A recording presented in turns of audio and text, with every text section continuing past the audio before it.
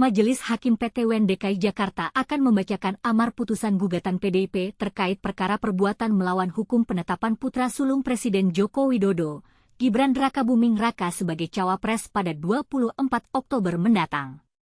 Guru Besar Hukum Tata Negara Fakultas Hukum Universitas Indonesia, Jimli Asidiki, menilai Hakim PT UN bisa dikenakan pidana jika amar putusannya memerintahkan untuk membatalkan pelantikan Wapres terpilih.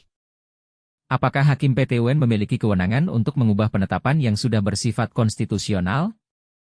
Menurut Jimli, jadwal pelantikan Presiden dan Wakil Presiden tidak dapat diganggu-gugat.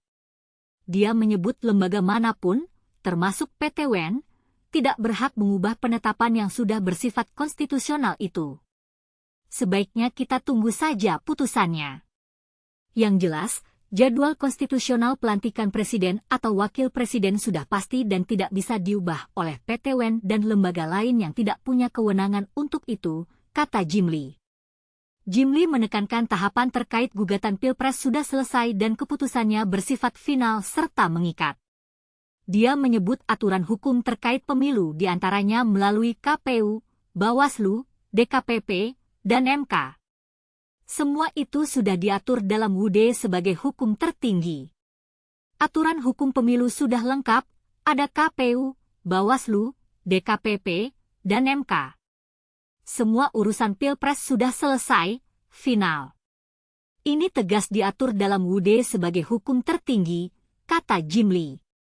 Seperti yang diketahui, Mahkamah Konstitusi telah menolak permohonan gugatan sengketa Pilpres 2024 pasangan Capres-Cawapres Anies Cak Imin dan Ganjar Mahfud MD. Keputusan MK final dan mengikat. Putusan MK diketok pada 22 April 2024. Dengan demikian, Prabowo Subianto Gibran Rakabuming Raka sah menjadi pasangan Presiden dan Wakil Presiden terpilih RI lewat perolehan hasil Pilpres 2024. Mantan Ketua Mahkamah Konstitusi ini menilai Hakim PT UN kerap kali menyalahgunakan kekuasaannya melalui putusan yang diatasnamakan independensi hakim. Dia mengatakan Hakim PT UN bisa diproses pidana jika membuat keputusan yang mengacaukan negara, termasuk terkait pelantikan Wapres terpilih. Iya. Coba bayangkan misalnya Hakim Pengadilan Agama yang kebetulan punya hubungan keluarga dengan seorang wanita yang gugat cerai suaminya, lalu ia mengabulkan gugatan cerai istri ke suaminya yang melakukan KDRT, dan hakim yang bersangkutan menambahkan sanksi pidana penjara 1 tahun untuk si suami. Apa harus dibiarkan ada hakim yang menyalahgunakan kekuasaannya secara semena-mena atas nama kebebasan dan independensi hakim, kata Jimli. Banyak hakim tun yang ngawur begini, apa mesti dibiarkan? Biar ramai sekali untuk reformasi total peradilan, gampang cari pasalnya untuk menangkap hakim yang bikin kacau negara dan diproses pidana dan etika sekaligus. Biar hakim menilainya sebagai pembelajaran untuk pembenahan dunia hakim, imbuhnya.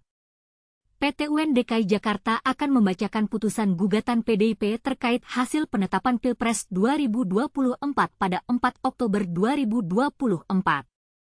PDIP melalui TPD diketahui melayangkan gugatan ke PT UN Jakarta dengan perkara perbuatan melawan hukum terkait penetapan Gibran Rakabuming Raka sebagai cawapres.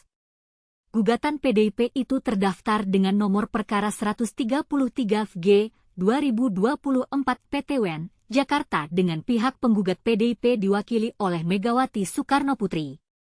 Tim hukum PDIP Gayus Lumbun mengatakan perbuatan melawan hukum KPU karena instansi yang dipimpin Hashim Asyari itu meloloskan putra Presiden RI Joko Widodo, Gibran Rakabuming Raka, sebagai cawapres.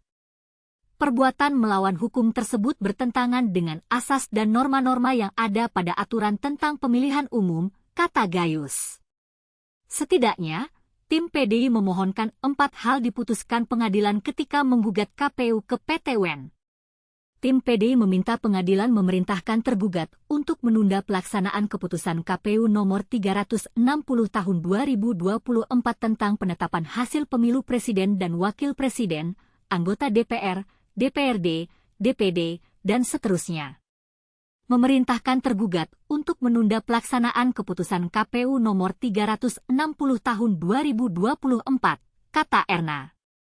Kemudian tim PDI meminta PT UN memerintahkan kepada tergugat untuk tidak menerbitkan atau melakukan tindakan administrasi apapun sampai keputusan yang berkekuatan hukum tetap. Dalam pokok permohonan, kami meminta bahwa majelis hakim nanti akan menerima dan mengabulkan gugatan penggugat seluruhnya. Menyatakan batal keputusan nomor 360, keputusan KPU nomor 360 tahun 2024, dan seterusnya, kata Erna. Memerintahkan tergugat untuk mencabut kembali keputusan KPU nomor 360 tahun 2024 dan seterusnya serta yang terakhir adalah memerintahkan tergugat untuk melakukan tindakan, mencabut dan mencoret pasangan Capres Prabowo dan Cawapres Gibran sebagaimana tercantum dalam keputusan KPU nomor 360 tahun 2024, imbuhnya.